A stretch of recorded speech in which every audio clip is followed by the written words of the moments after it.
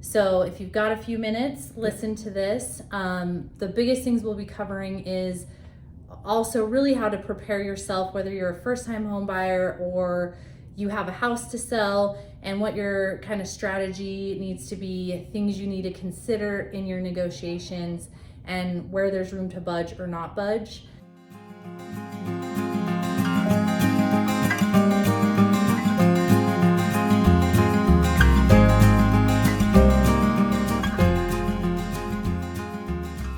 All right, and today we are meeting with Mark Gilmore with Windermere Real Estate here in the downtown 300 South branch location.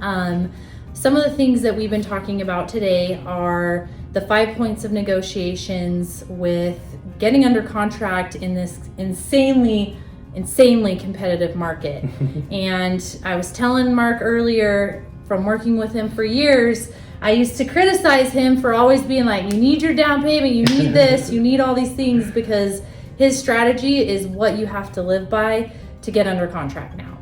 And so real quick, those 5 points of negotiation are: number 1, purchase price; 2, terms; 3, your deadlines; and number 4, inclusions, exclusions; and 5, contingencies. So with that, I'll have Mark take it away from the 5 things that you need to negotiate. Well, we know purchase price is kind of the big one. That's what a lot of people focus on, is how much do I have to pay to get a house? How much over asking price do I have to go? It is a big one. I mean, that's the main thing the sellers look at, and how much are they going to get back out of the home. But not everyone's able or willing to go too crazy on the purchase price. So we have a lot of other things we can use to kind of give you an advantage in the market. So. Okay. And then terms? Terms would be things like earnest money. Can you guarantee earnest money? How much are you putting down? What's your down payment? You know, if you have a lot of cash in the bank that you can put down. If you're putting more than 20% down, we know you can possibly get appraisal waivers, things like that. Things like that really speak to a seller and how easy the transaction is going to be. If you put a really big purchase price down on a contract and the earnest money is $1,000 or $2,000, they might think you're not too serious about it, or that you don't have any money, and other things like you mentioned, down payment or closing costs. For a lot of years we were able to negotiate closing costs into contracts, and that's kind of disappeared over the last year or so. So especially the last couple months. Yeah. So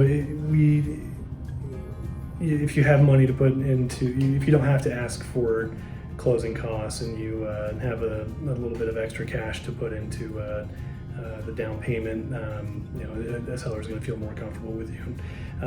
But again, not everyone's able to do that, and we try to use other items that we could put into the contract to try to give you an advantage if you're not able to. So. And that leads to deadlines. Deadlines would be, how fast can you get through due diligence, financing and appraisal, and settlement. Settlement's kind of the big one. The sellers want to know that they're going to get through this quickly, and they're not going to have too much time to move on to their next purchase. And I've also been seeing as well, and I'm sure you have too, a lot of sellers wanting to have that 60-day rent back option, because they're not able to find a home to buy again really quickly, so they need somewhere to live while they're trying to buy in this insane market. Yeah, so that would go back into terms. Are you able to give them a little bit extra time to move out?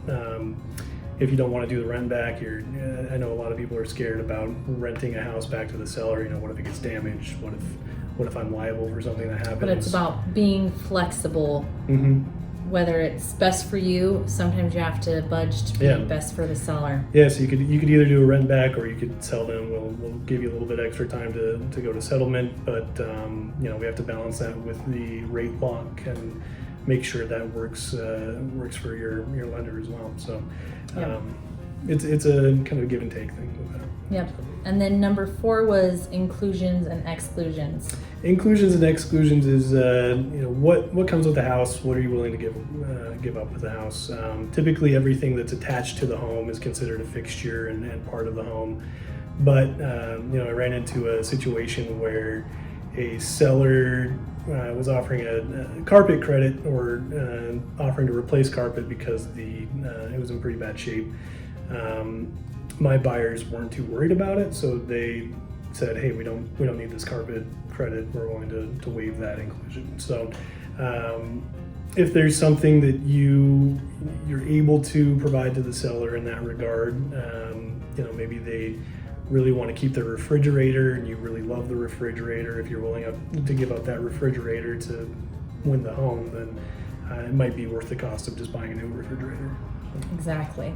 And finally, last but not least, is contingencies, which we're seeing ever present on, I feel like, almost every accepted offer out there, it feels like. We're seeing a lot of waived contingencies. So contingencies would be due diligence, financing and appraisal, and settlement contingency. But what we're seeing a lot nowadays is people waiving due diligence or guaranteeing that they will not ask for any repairs or any costs in lieu of repairs should anything come up. And again, that kind of comes down to if you're comfortable with that. If you think the home from the first inspection is good enough for you to take in as is condition, then that would be up to the buyer. But aside from that, appraisal contingency, we mentioned if you have enough money to put down, you might be able to get a waiver on appraisal. Most people, I still suggest getting an appraisal done just to have the peace of mind that it's in the range where you've offered.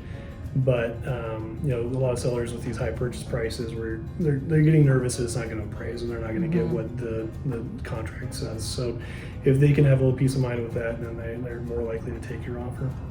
Exactly. The easier on the seller, the less headache, the less, I guess, confusing things you throw at them, the more chance you're going to get accepted. So it's a strong seller's market right now, and we know that you kind of have to jump through some hoops the sellers are setting for us. So it's still possible to get the house you love. You just got to prepare and know what you're willing to accept, really. Exactly. Yeah. Or tolerate. Yeah. Yeah. If the more you're willing to give up, the more likely you're able to get the home. So. Yeah. So tips by Mark Gilmore, Windermere Real Estate. Give him a call and ask him any questions. Pick that brain. Yeah.